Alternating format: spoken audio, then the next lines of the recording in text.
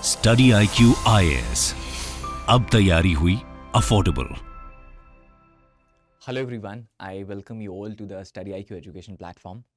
तो Goldman Sachs है ना, ये एक मल्टीनेशनल इन्वेस्टमेंट कंपनी है अमेरिका की। उसकी एक रिपोर्ट आई है कि जी 100 मिलियन यानी कि 10 करोड़ व्यक्ति भारत के अमीरों की कैटेगरी में एंटर हो जाएंगे 2027 तक।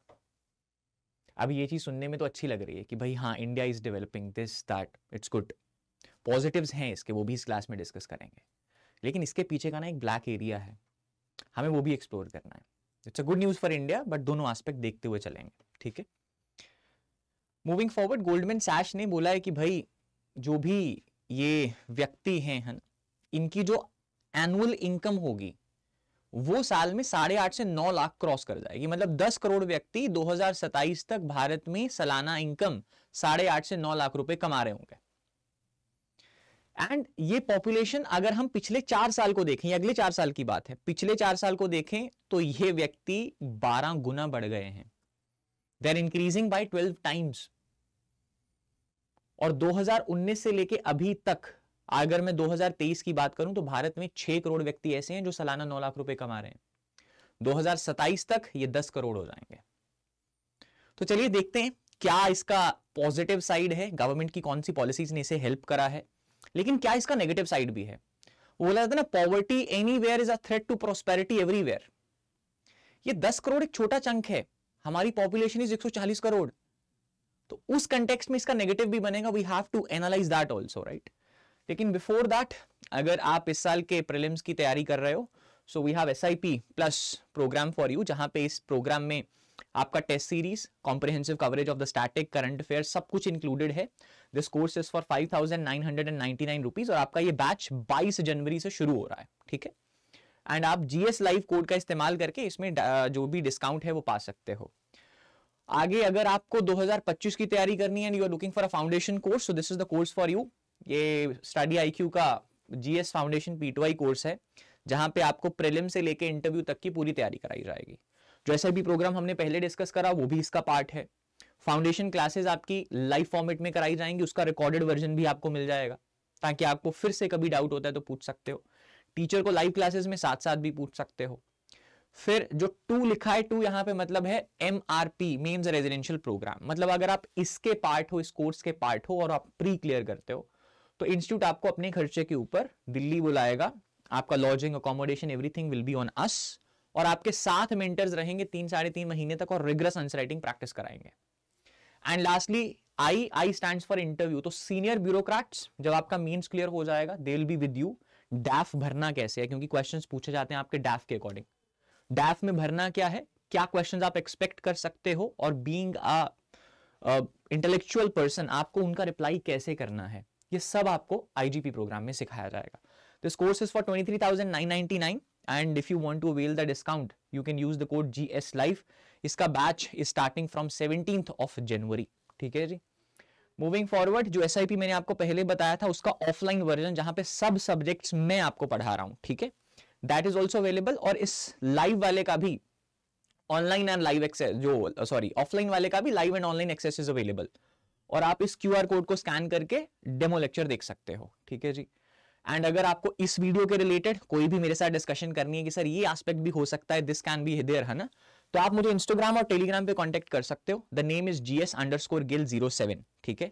और इस वीडियो का पूरा एनालिसिस का PDF और इनके स्लाइड्स मैं इस टेलीग्राम चैनल पे अपलोड कर दूंगा। The name is GS_Gill UPSC, और आप यहां टेलीग्राम चैनल से उनको डाउनलोड कर लीजिएगा, ठीक है। चलिए अब बढ़ते हैं जी खबर की तरफ।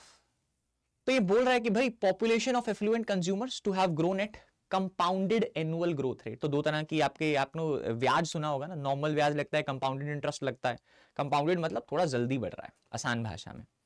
तो ये these are growing at compounded annual growth rate, जिसको CAGR इकोनॉमिक्स में बोला जाता है, ऑफ 12%। 12% के कंपाउंडेड एनुअल ग्रोथ से इस शॉर्ट सेक्शन की ग्रोथ है। और ये पता है कौन सा सेक्शन है? सिर्फ ये वाला, दिस सेक्शन। सारे का सारा भारत कहां पे है? सारी की सारी इस रेंज में। इस फिगर को ध्यान से देखिएगा, यही जाके वो डार्क साइड बनने वाली है जी। ठीक है। एंड 19 से लेके 23 तक इनकी पॉपुलेशन इस 6 करोड़ और 27 तक ये 10 करोड़ तक पहुंचने वाले हैं। जो ये लिखा है 60 मिलियन एफ्लुएंट इंडियंस, करीब ये 1.2 या 1.5 करोड़ परिवारों से हैं और इनमें 44 मिलियन पीपल ऐसे हैं जो अभी भी वर्किंग एज में हैं। वर्किंग एज मतलब जो अभी भी काम कर रहे हैं, और इनमें ग्रोथ पोटेंशियल और भी ज्यादा होगा। ठीक है। और इनमें 2 फैक्ट्स पाए गए हैं। पहला कि भाई जिनकी आमदन जैसे मैंने आपको बताया 8.5 से 9 लाख रुपए होगी, वो सिर्फ एक स्मॉल चंक है। अभी 6 करोड़ हैं, सिर्फ 10 करोड़ होंगे, लेकिन हमारे पास 130 करोड़ भारतीय इससे नीचे वाली इनकम में हैं। मूविंग फॉरवर्ड इनमें ट्रेंड ये पाया गया है, जो गोल्डमैन सैच की रिपोर्ट है, कि ये व्यक्ति जो इन्वेस्ट कर रहे हैं अपना इनकम, है ना, वो 2 चीजों में कर रहे हैं। एक इक्विटीज में, दूसरा गोल्ड में। इन दोनों पे भी ध्यान दीजिएगा, यहां दोनों से ही इनका नेगेटिव भी एक निकलेगा। ठीक है। मूविंग फॉरवर्ड अगर हम बात करें कि भाई गोल्डमैन सैच को इसका पता कैसे चला, तो आप लोगों को एक चीज पता होगी, जैसे कोई भी व्यक्ति है, उसकी एक जो लेट्स से इनकम है ना, उसकी इनकम के 2 कंपोनेंट हैं। या आप अपनी इनकम को कंज्यूम कर लेते हो, उसका खर्चा कर लेते हो, या आप उसको सेव कर लेते हो। लेकिन आप एक बात सोचिए, जैसे मान लीजिए जिनकी नई नई जॉब लगी है ना, या हु आर वेरी न्यू, या जिनका घर का खर्चा ही बहुत है और सैलरी कम है, हमारी जो भी बैंक में सेविंग्स होती है ना, वो हम सेविंग्स अकाउंट में कराते हैं, सेविंग्स में होती है।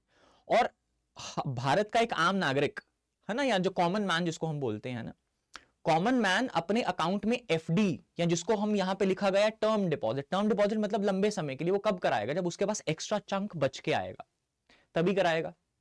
और आपके पास अपनी सैलरी में से एक्स्ट्रा जो चंक है वो कब बचेगा? When you are earning more. तो पहला जो गोल्डमैन सैच ने लिया है वो ये लिया है कि भाई पिछले 4 सालों में 15 लाख टर्म डिपॉजिट्स हुए हैं। 15 lakh is a quantity of it, amount नहीं है कि 15 लाख के हुए हैं। 15 लाख एफडियां लोगों ने करवाई हैं, मतलब इनकम उनके पास सेपरेट बचा इस वजह से। और पिछले सालों से 45% का इंक्रीज आया है एफडीज में। ठीक है। दूसरी चीज उन्होंने देखा एटीएम कार्ड्स। ठीक है। एक ना इकोनॉमिक्स में मैं आपको थ्योरी बताता हूं, आपके और भी जगह काम आएगी जिंदगी में। उसको बोला जाता है इनकम हाइपोथेसिस थ्योरी, और या लाइफ साइकिल इनकम हाइपोथेसिस। आप ये इकोनॉमिक्स का ना थ्योरी है, अपने ऊपर रिलेट भी करके देखिएगा। इनकम हाइपोथेसिस थ्योरी ये बताती है कि भाई इंसान ना अपनी एज के अकॉर्डिंग अपनी सैलरी को स्पेंड करता है। कि जब इंसान यंग होता है तो उसको पता है कि भाई अभी आई एम इन माई 23-24, मैं आगे जाके काम करूंगा, मैं पैसा कमा लूंगा, तो वो और लोन लेके अपने बिजनेस को एक्सपैंड करता है, अपनी एसेट्स को एक्सपैंड करता है। मोमेंट दैट पर्सन रीचेस 35, 40, 45, वो अगले की सोचने लगता है, भाई मेरी जिंदगी में 12 से 15 साल रह गए हैं टू वर्क, उसके बाद मैं रिटायर होने वाला हूं, तो मुझे रिटायरमेंट के बाद अपनी सिक्योरिटी रखनी है। अब मैं लोन वोन ना लेता हुआ अपनी इनकम को सेव करने लगूं। आप देखिएगा आप में ये टेंडेंसी है या नहीं। ठीक है। तो इसको बोला जाता है लाइफ साइकिल इनकम हाइपोथेसिस। उसके अकॉर्डिंग वर्किंग पॉपुलेशन हमारी ज्यादा है, तो भारत में पिछले 4 सालों में 8.5 करोड़ क्रेडिट कार्ड्स यूज करे गए हैं। 8.5 crore credit cards.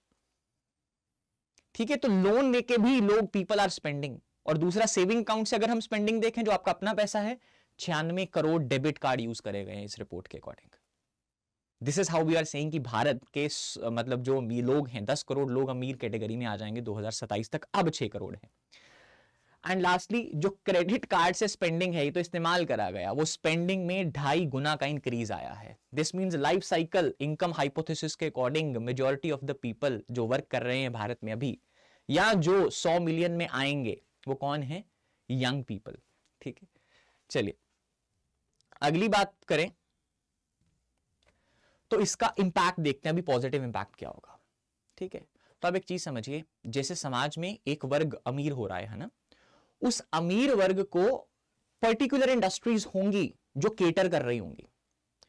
For example basic necessities तो सब गरीब की भी सेम है, एक मिडलमैन की भी सेम है, एक अमीर की भी सेम है, that is to eat food.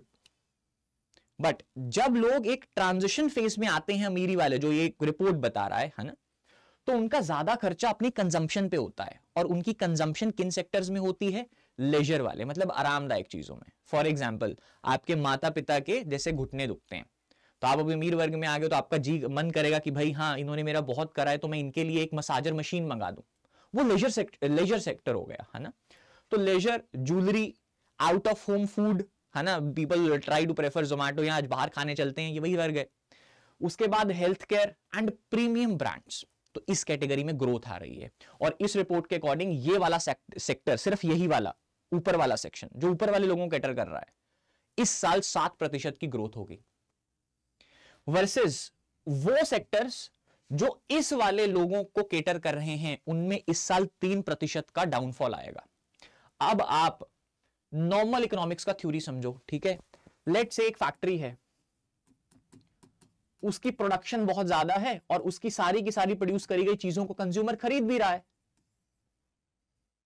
तो उसका प्राइस विल बी नॉर्मल।